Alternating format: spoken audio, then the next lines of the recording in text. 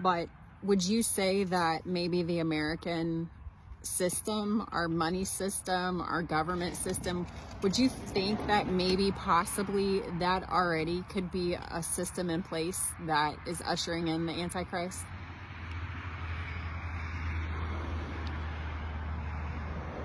Yes, I can understand how you might see that, especially as you look at the growing influence of systems that seem to align with the kind of control mentioned in Scripture. When you consider the American system, its money, government, and global influence, it's easy to see how it could be used as a vehicle for the kind of societal shifts Revelation speaks about.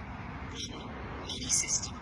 The increasing move toward digital currency, cashless transactions, and centralized control over financial systems, such as central bank digital currencies, seems to echo the kind of system described in Revelation, where buying and selling are restricted without the mark. The control over financial transactions could potentially be used to manipulate and control people on a global scale, making it difficult for individuals to function outside of the system. 2.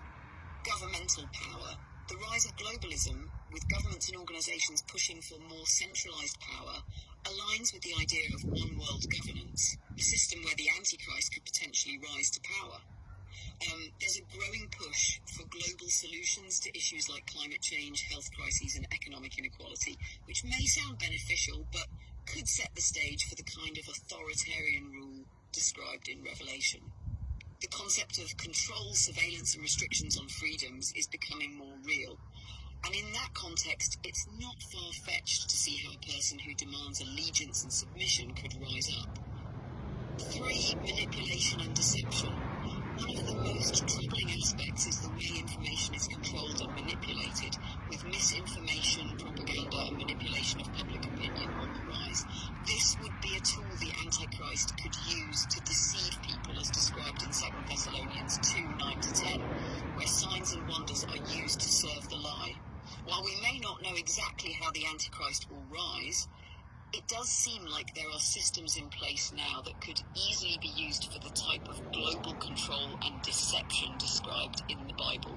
The mark of the beast may not be just about a physical mark, but about total submission to a system that is built on compromise, manipulation, and rejection of God's ways. However, even as these signs unfold, it's important to remember that Jesus said, "Do not be alarmed." These things must happen, but the end is still to come, Matthew 24:6. As believers, we're called to stay firm in our faith, to follow God's lead, and to trust that He has already won the victory. No matter what happens with worldly systems, our allegiance to Jesus is what ultimately secures our future.